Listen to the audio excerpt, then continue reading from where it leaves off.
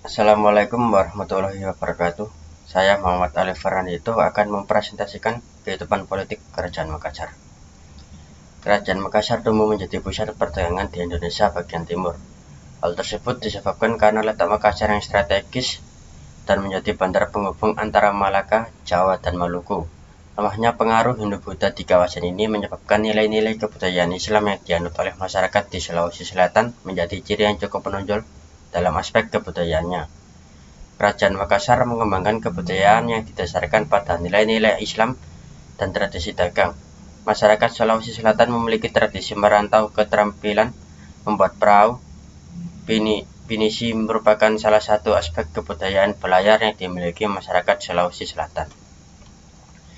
Islam masuk ke Makassar melalui pengaruh Kesultanan Ternate yang giat memperkenalkan Islam di sana. Raja Gowa yang bernama Karaeng Tunigalo selanjutnya masuk Islam setelah menerima dakwah dari Dato Ribandang.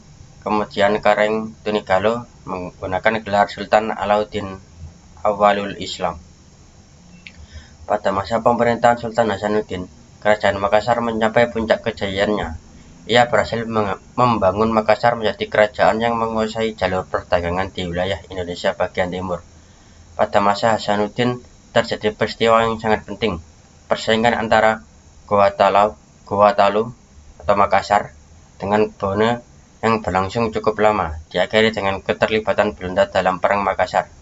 Bone merupakan wilayah kekuasaan Makassar yang dipimpin oleh Arupalaka, menawarkan kerjasama untuk membantu Belanda.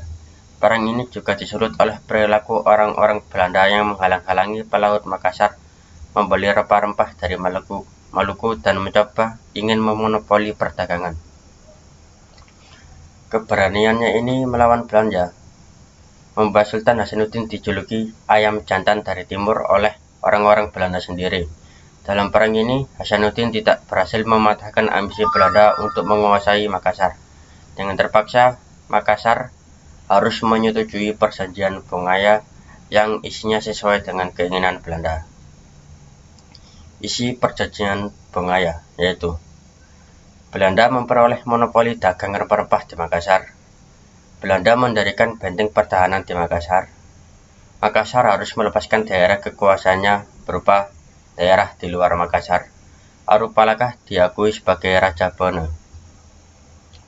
Meskipun perjanjian sudah ditandatangani, namun Sultan Hasanuddin tetap berjuang melawan Belanda.